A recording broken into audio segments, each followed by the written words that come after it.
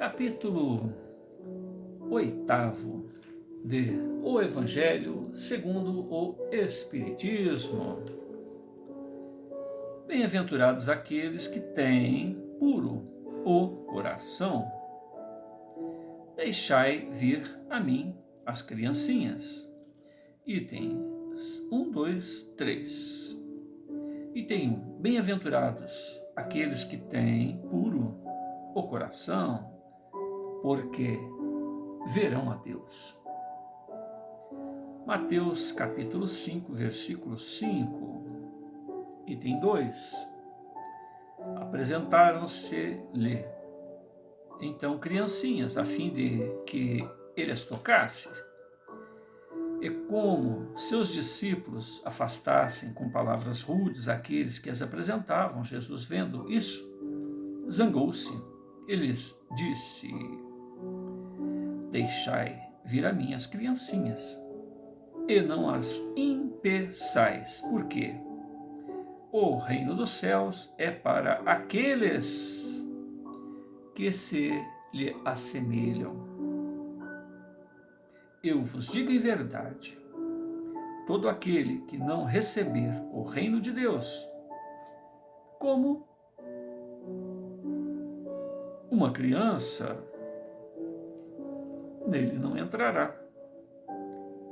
E as tendo abraçado, as abençoou, impondo-lhes as mãos. Isso está em Marcos, capítulo 10, versículos de 13 a 16. Item 3 do Evangelho segundo o Espiritismo.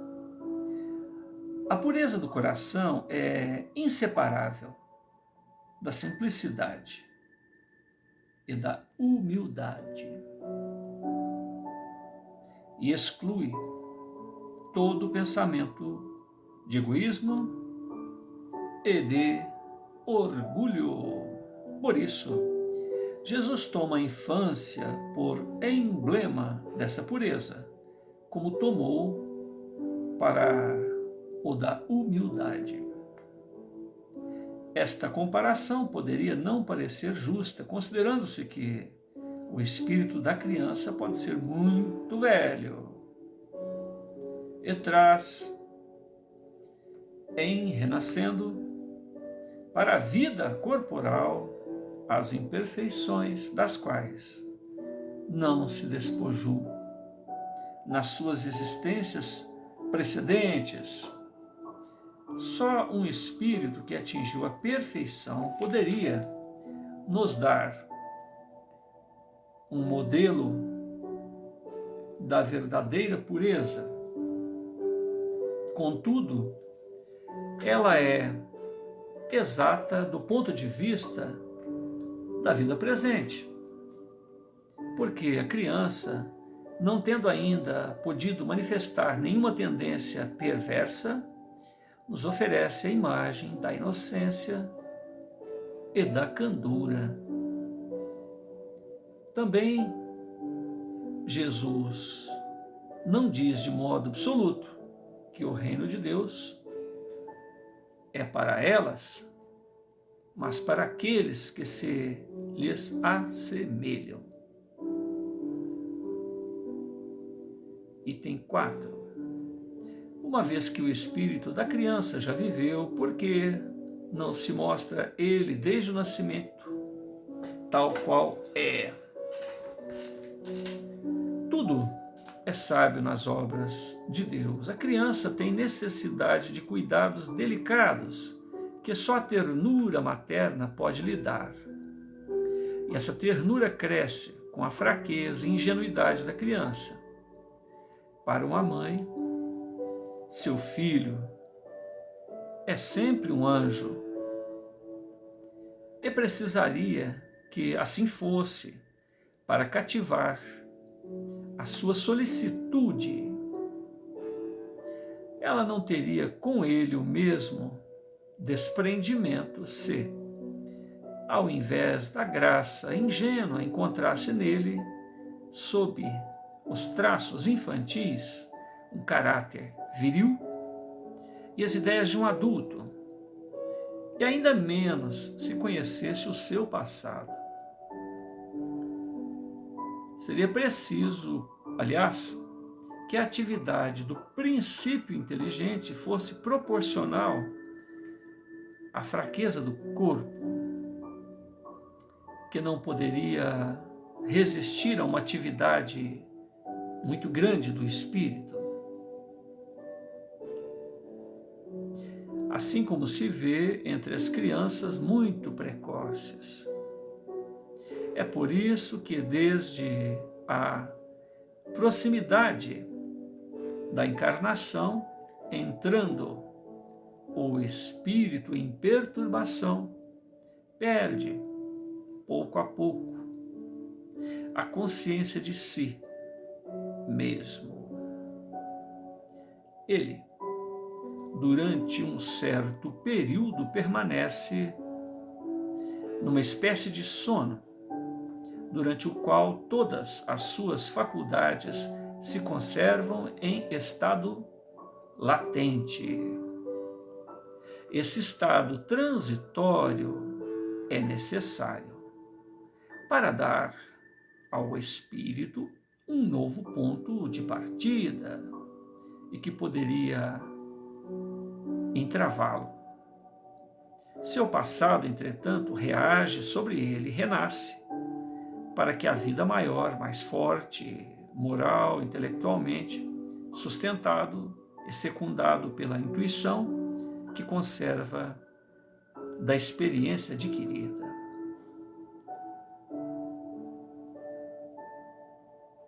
A partir do nascimento, suas ideias retornam gradualmente.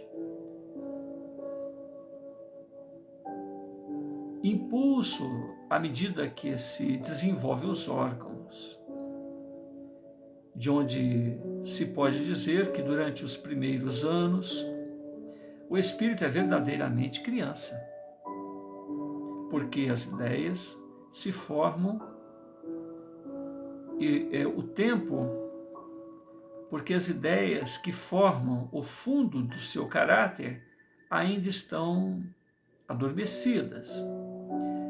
Durante o tempo em que seus instintos dormitam, ele é mais acessível e por isso mesmo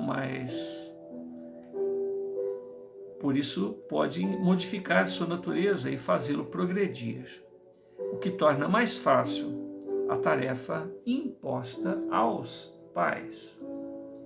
O espírito reveste, pois, por um tempo, uma túnica da inocência, e Jesus está com a verdade, quando, malgrado a anterioridade da alma, toma a criança por emblema da pureza e simplicidade. Item 5. Pecado por pensamento e adultério. Aprendestes o que foi dito aos antigos: não cometereis adultérios. Mas eu vos digo que todo aquele que tiver olhado para uma mulher com um mau desejo por ela, já cometeu adultério com ela em seu coração. Isso está em Mateus, capítulo 5, versículos de 27 a 28. 27 e 28. Item 6. A palavra adultério não deve ser entendida aqui no seu sentido exclusivo, de sua acepção própria, mas em um sentido mais geral. Jesus frequentemente a empregou por extensão para designar o mal, o pecado e todo mau pensamento. Como, por exemplo, nesta passagem: porque se alguém se envergonhar de mim e de minhas palavras, entre esta raça adúltera e pecadora, o Filho do Homem se envergonhará também dele, quando tiver acompanhado dos santos anjos na glória de seu Pai. Isso está em Marcos, capítulo 8, versículo 38. A verdadeira pureza não está somente nos atos, mas também no pensamento, porque aquele que tem o coração puro não pensa mesmo no mal. Por isso que Jesus quis dizer, ele condena o pecado mesmo em pensamento, porque é um sinal de impureza. Este princípio conduz naturalmente a esta questão. Sofrem-se as consequências de um mau pensamento não seguido de efeito?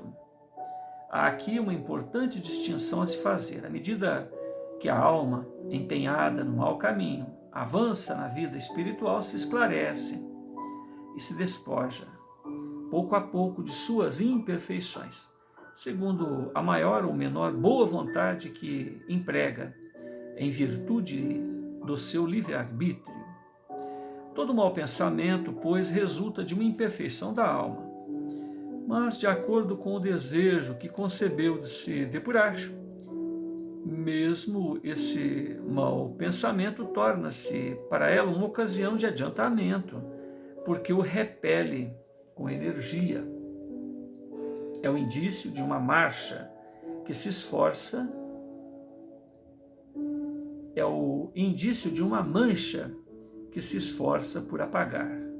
E não cederá se apresentar a ocasião de satisfazer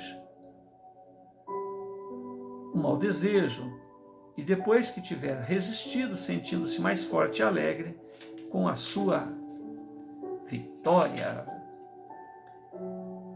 Aquela, ao contrário, que não tomou boas resoluções, procura a ocasião para o ato mau.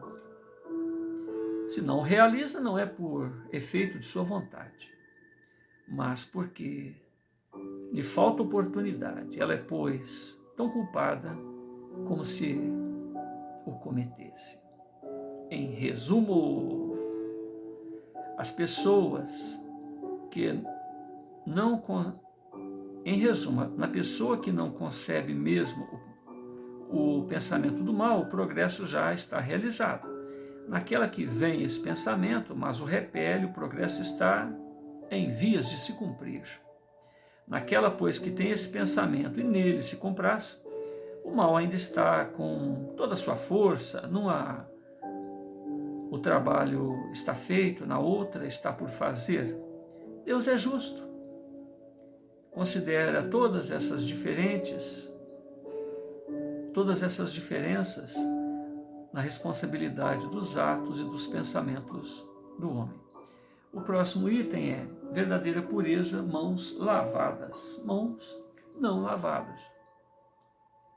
Ou seja, lavou a mão, está puro. Né? Nós rogamos a Deus, ao Mestre Jesus, que nos abençoe, que permita que possam ser úteis esses momentos.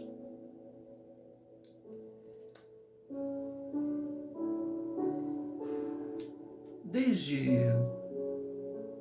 a nossa infância, momento em que a vida nos permite parecer o que não somos, ou seja, puros. Assim como na vida de todos nós, este momento, não importa o pântano em que nossa alma esteja mergulhada, durante a primeira infância, todos nós temos uma névoa que nos permite ter a atenção daqueles que nos tutelam, ter o respeito daqueles que nos tutelam, ter o carinho, enfim, sermos lidimamente, candidamente, amorosamente, perfeitamente atendidos nas nossas necessidades, que começam na própria fraqueza física. Tudo em nós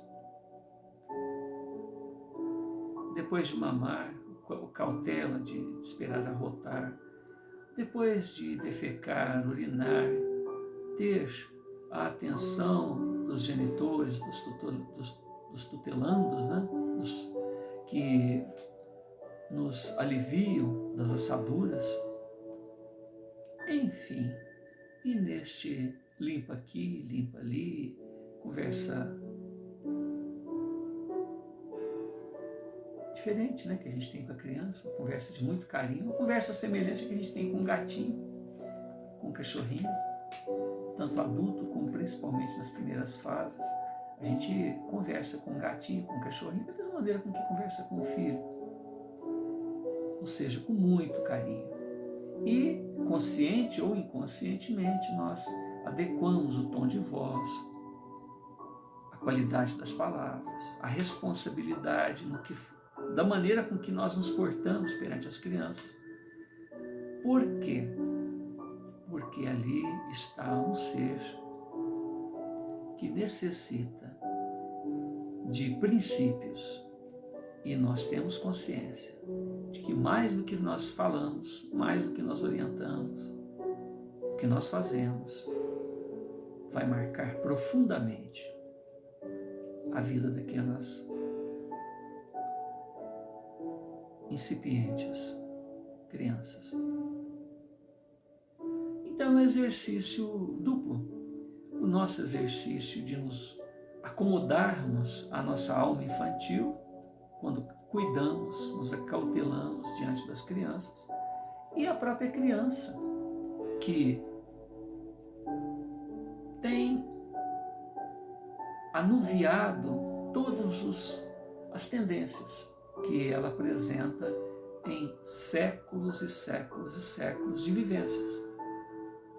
Então essa fase, esse momento que Jesus se apropria para nos dizer que esse é o diapasão, esse é o momento em que devemos captar para nossos corações e nos assenhorearmos de tal maneira que em tudo que nós fizermos, falarmos, pensarmos, agirmos, estará sendo agradável aos olhos de ver. Estará sendo agradável à própria consciência. De tal maneira isso é sublime que há estes corações que se assemelham a esse momento a que todos nós já passamos e que podemos perceber ao redor de nós, o exemplo do amor perfeito, da dedicação de um ser para outro ser em todos os momentos da vida, principalmente nessa fase, chama-se mãe. O exemplo de doação incondicional. Um exemplo que se aproxima muito ao que Jesus fez por nós. A referência maior do amor de Jesus é o amor materno. Amor por seus filhos. Amor por aqueles que ela embalou nos braços. Viu crescer em seu útero, principalmente. E sentiu o calor, o carinho das mamadas, do olhar, do sorriso, dos grunhidos. A mãe, uma vez que o espírito, no mundo espiritual, opta por ser homem ou mulher, a ele é liberado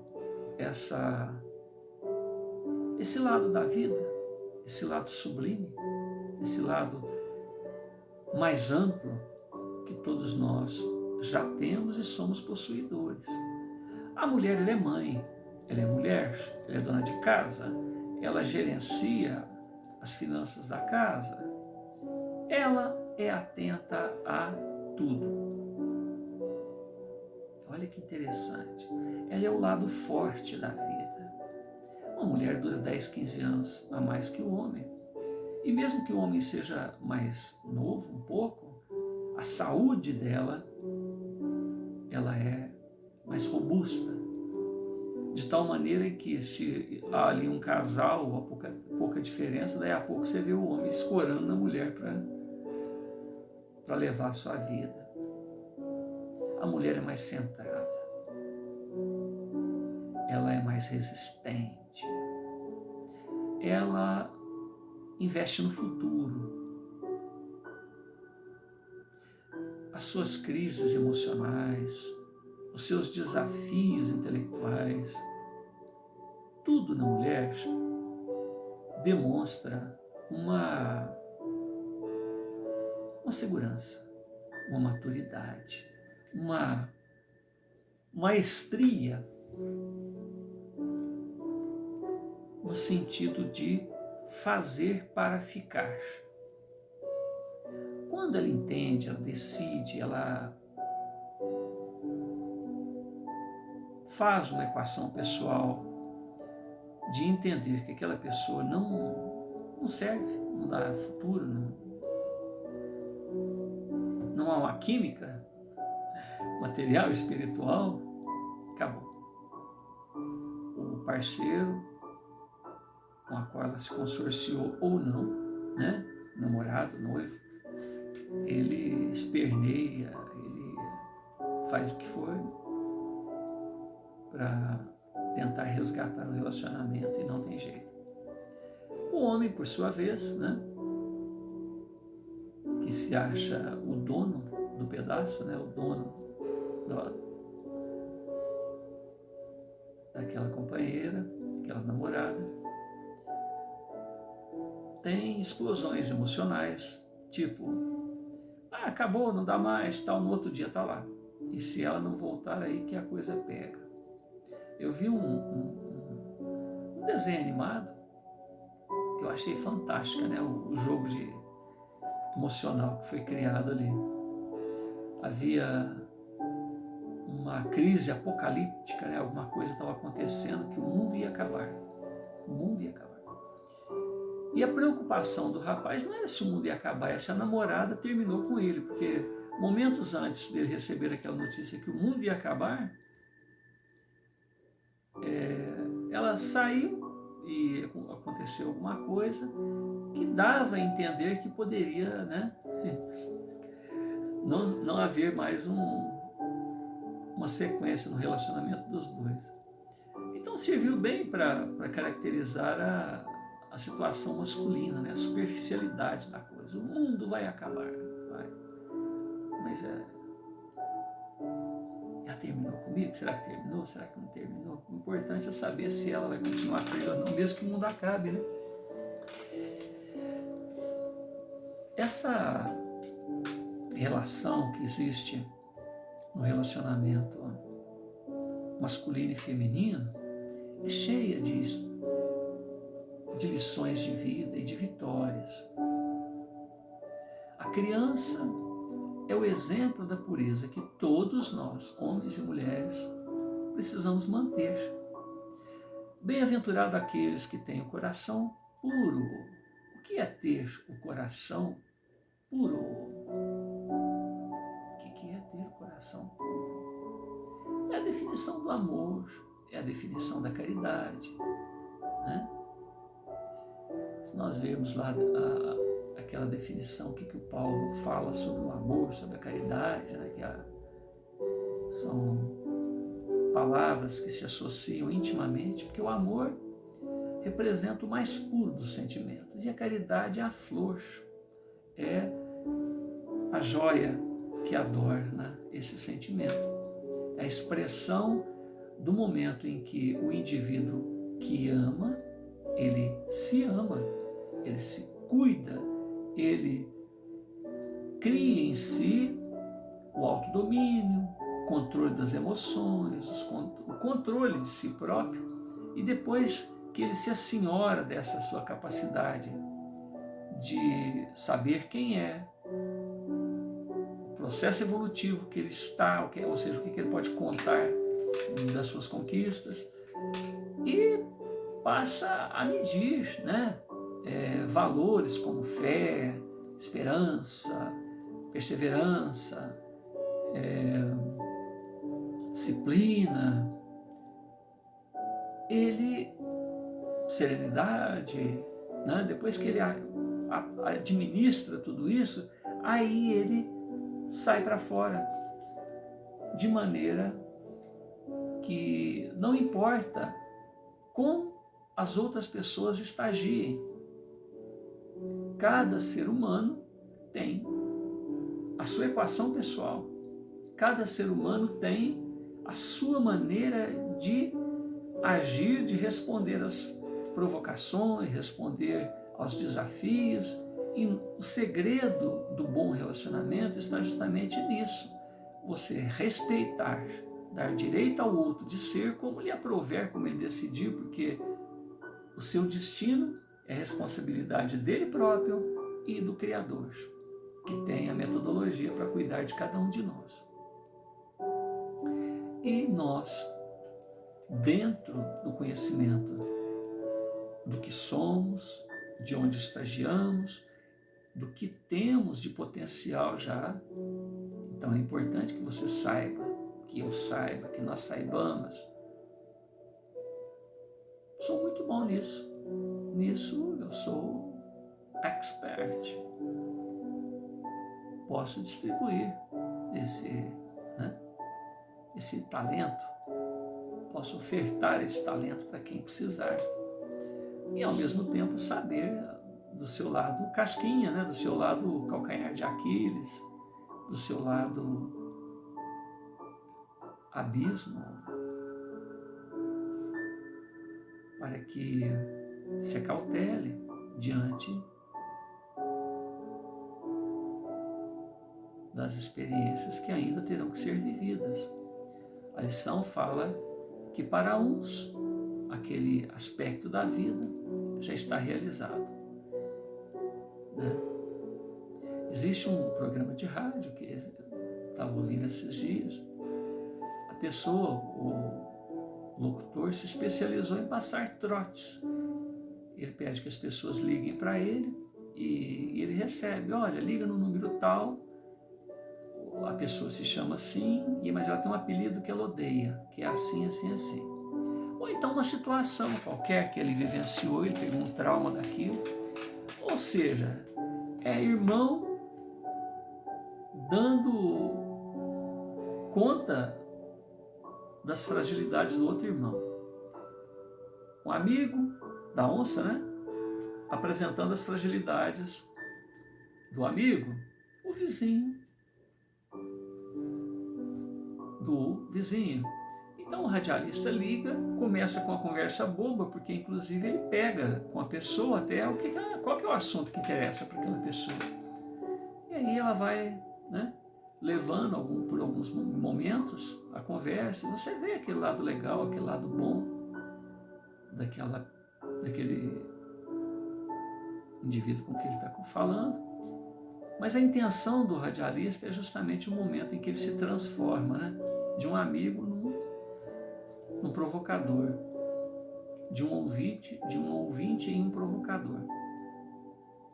E aí você vê a transformação da pessoa. Basta citar aquela situação, aquele momento de conflito que a pessoa ainda apresenta, e você vê a pessoa falando palavrões, você vê a pessoa desligando o telefone, você vê a pessoa totalmente sem compostura.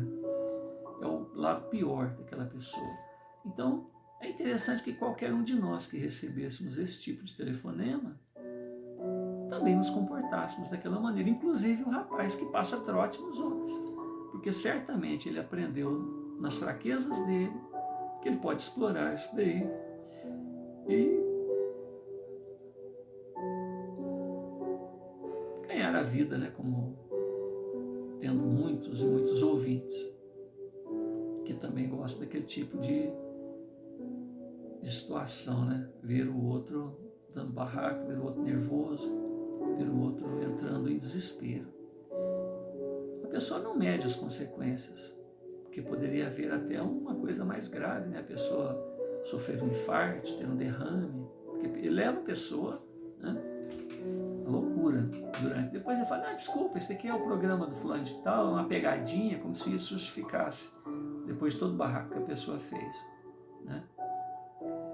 Então esse lado abismo que eu me referi, é isso aí, é o momento em que alguém que conhece, só a gente não se conhece, o lado podre da gente. Se servir de exemplo, eu gostaria de dizer o seguinte: você encontra com uma determinada pessoa e, convivendo por pouco tempo, você percebe as virtudes e as antivirtudes da pessoa. É pouco tempo, não precisa de muita coisa. O indivíduo é mentiroso, o indivíduo gosta de se colocar numa situação que não corresponde, ou seja, ele faz de conta que é uma coisa que não é, né? Ou finge que é violento, ou finge que é covarde, ou tem muita serenidade. Então, nós estamos colocando na parte das antivirtudes, mas vamos colocar no campo da virtude. Pessoa sabe ouvir, sereno, pessoa refletida naquilo que pensa, que prefere às vezes calar do que falar uma coisa que possa se arrepender ou deixar uma mensagem negativa no coração do outro. Todos nós encontramos um e outro caso, né? E o tempo passa e alguns anos depois, 10 anos, 15 anos depois, você encontra a pessoa modificada, cabelos brancos, rugas, está mais gordo, barrigudo. E o mau humor é o mesmo. O otimismo é o mesmo. A ponderação é a mesma. O mau caráter é o mesmo. Passa-se mais alguns anos, até que na velhice, lá para os seus terceira idade, né? Não vamos entrar muito em detalhes, a pessoa, acontece com ela igual acontece com uma criança, ela sai do mercado, algumas não, né? Principalmente se é dinheiro, não sai muito do mercado, não. E aí parece que a pessoa entra num clima de briga com a saúde, não pode mais fazer aquilo que ela fez durante anos, 30 anos, 40 anos, porque não tem mais espaço social para isso, mesmo que eu queira. Um comerciante, ele não vai aguentar ficar lá no meio.